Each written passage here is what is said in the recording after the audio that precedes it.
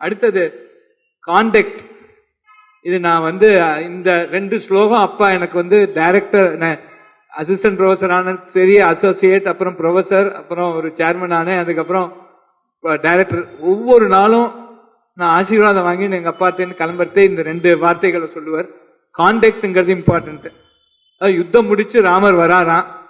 அப்ப அவர் வால்மீகியோட ஸ்டேட்மெண்ட், பௌரான் ஸ்வஜன வன்னித்யம் குஷலம் பரிபிச்சதி. நேரம் வந்தோடனே எல்லா பிரஜையும் என்னமோ நம்பாத்துல இருக்கிறவா மாதிரி, என்னப்பா நன்னா இருக்கியா, சௌக்கியமா இருக்கியா, இதை எப்போதும் கேட்கறது. காலம்பரம் ஏந்துண்டு நம்ம ஒரு கார்ல ஏறுறோம், என்னப்பா நன்னா இருக்கியா அப்படின்னு நம்மளோட சாரதியை கேட்டா அவருக்கும் சந்தோஷம், நமக்கும் ஒரு சந்தோஷம், ஒரு ஐஸ் பிரேக் ஆயிடும். ஏன் நான் தான் ஒரு டைரக்டர் அப்படின்னு மேல பார்த்து கீழே பார்த்துருந்தா 5 வருஷம் ஆச்சு டைரக்டர் போஸ்ட் போய் யாரும் ஒன்று பார்த்து சிரிக்க விட மாட்டான். இதுதான் இந்த கான்டெக்ட்ல பெரிய இது வந்தது. அதாவது ஒரு இடத்துல போறோம், சாதாரண ஒரு ஒரு பில்டிங்கை நுழையிறோம், வாசல்ல ஒருத்தர் கோலம் போட்டு இருக்கா, ஒரு நிமிஷம் நின்று நன்னா இருக்குமா அப்படின்னு சொல்லிட்டு போனா போறோம். அதுவே ஒரு நல்ல கான்டெக்ட். இப்படிதான் ஒரு சௌஹார்த்தியம், ஒரு எல்லாரோட ஒரு ஃப்ரெண்ட்ஷிப் வரும் அப்படிங்கிறது ராமாயணம் நமக்கு சொல்லிக் கொடுக்க, ராமர் நமக்கு சொல்லிக் கொடுக்கிற பாடம். இதை விட ரொம்ப இம்பார்ட்டன்ட், ஸ்மித பூர்வாபிபாஷீச்ச தர்மம் சர்வாத்மனா சுதகா. இது ரொம்ப ரொம்ப இம்பார்ட்டன்ட். இன்னைக்கு ஏதோ எனக்கு ஐஐடியில ஒரு நல்ல பேர் இருக்கிறதுக்கு இந்த ஒரே ஒரு ஸ்டேட்மெண்ட் ராமர் வால்மீகி நமக்கு உபதேசம் பண்ணதுதான். அதான் ஒரு இடத்துக்கு போறோம், போனோடனே ஒருத்தர் வரா, வந்தோடனே ஒரு புன் சிரிப்போட உங்களுக்கு நான் என்ன செய்யணும் இதை கேட்கணும். வந்தோடனே அவன் தான் கேட்கட்டுமே அப்படின்னு உட்காந்து லொல்லுன்னு புல்டாக் மாதிரி விழுந்தோன்னு வச்சுக்கோங்க, யாரும் வரமாட்டார். இன்னைக்கு ஏதோ பவர் இருக்கு, ஒரு பொசிஷன்ல இருக்கும், 4 பேர் பார்க்க வரா, வந்தோடனே நான் என்ன செய்யணும் உங்களுக்கு, இதுதான் மெயின்.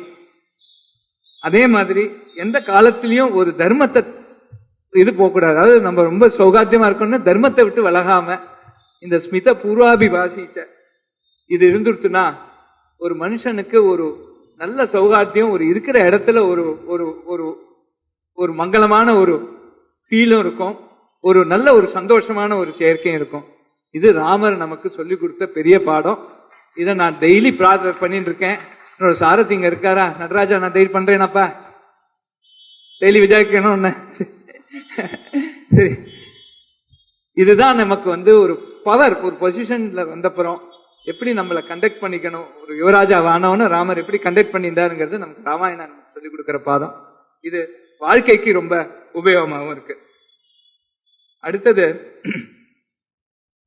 இதனால இந்த ஒரு குட் கண்டக்ட்னால ராமருக்கு ஒரு பெரிய சர்டிபிகேட் என்ன, இது ராமாயணத்துல ஒரு இடத்துல பிரமாதமா இருக்கு. சமேதம் குணசம்பன்னம் ராமம் சத்திய பராக்கிரமம் லோகபாலோபமம் நாதம் அகாமயத மேதினி. பூமி தேவி நினைச்சாலாம் இந்த ராமர் எனக்கு ராஜாவா வரணும், இந்த ராமர் என்ன ஆளணும்னு சொல்லி பூமி தேவி நினைச்சாலாம்.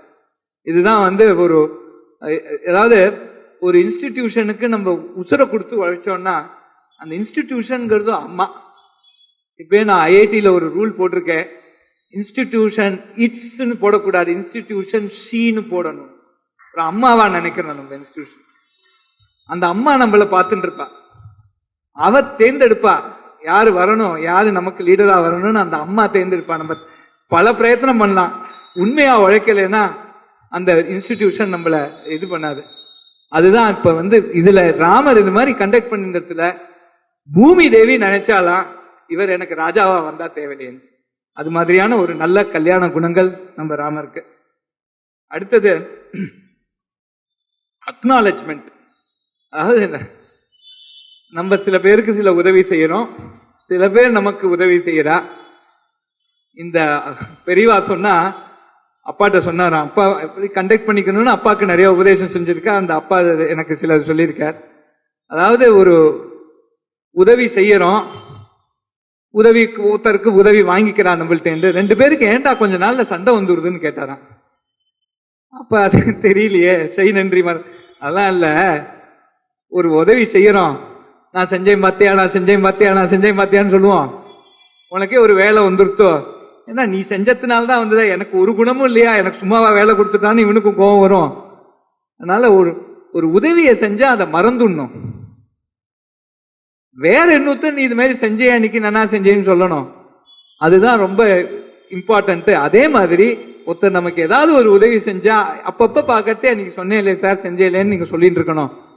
இப்பதான்டா அப்படிதான்டா இருக்கணும். இதுதான் இது ரிவர்ஸ் ஆனதுனால்தான் இவ்வளவு சண்டை வருதுன்னு பெரியவா அப்பாவுக்கு உபதேசம் பண்ணாராம். அது ராமாயணத்துல ரொம்ப அழகா போட்டிருக்கா. கதஞ்சித்து உபகாரேன கிருதேன ஏகேன துஷ்யதி. ஏதாவது ஒரு சின்ன உபகாரம் பண்ணாலும் ராமர் அவ்வளவு சந்தோஷப்படுவாராம். அதே மாதிரி ந ஸ்மரதி அபகாரானாம் சதமபி ஆத்மவத்தையா. 100 கெடுதல் பண்ணியிருந்தாலும் வாயால் அதை சொல்ல மாட்டாராம் இது மாதிரி கெடுதல் பண்ணிட்டேன்னு. இது நமக்கு வாழ்க்கையில ரொம்ப ரொம்ப மிக இம்பார்ட்டன்டான பாடம். யாராவது நமக்கு ஒரு சின்ன உபகாரம் பண்ணியிருந்தாலும் அதை ஜென்மா முழுக்க நினைச்சுட்டு இருக்கணும். நிறைய பேர் நமக்கு அபகாரம் பண்ணுவா. அந்த அபகாரம் பண்ணது எல்லாத்தையும் நம்ம பொருட்படுத்தாம வேணும். பெரியவா ஒரு நல்ல உபதேசம் பண்ணார். நானும் இருந்தேன் இன்னைக்கு ஒரு பிரதோஷ காலம் நாவும். அதாவது உனக்கு சந்தோஷம்னு வந்துருச்சுன்னா சந்தோஷப்பட்டுடும். யாராவது உன்னை அனாவசியமா, பெரியவா ரொம்ப கேர்ஃபுல் இன் வேர்ட்ஸ், அனாவசியமா உன்னை வச்சானா பல கர்மால பண்ண பாவம் போச்சுன்னா புண்ணியம் ஜாஸ்தியாகுது, பேங்க்ல பாவம் குறையுதுன்னு அதுலயும் சந்தோஷப்பட்டு அதனால சதா சர்வகாலம் சந்தோஷமா இருந்தார்.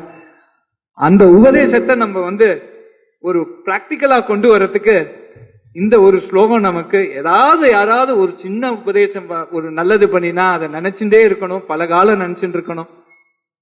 100 நம்ம பத்தி வச்சாலும் நம்ம பாவம் போச்சுன்னு நினைச்சுன்னா அதை விட்டுடணும். இது நமக்கு எப்போதும் சந்தோஷமா இருக்கிறதுக்கு ரொம்ப உபயோகமா இருக்கு. அதுவும்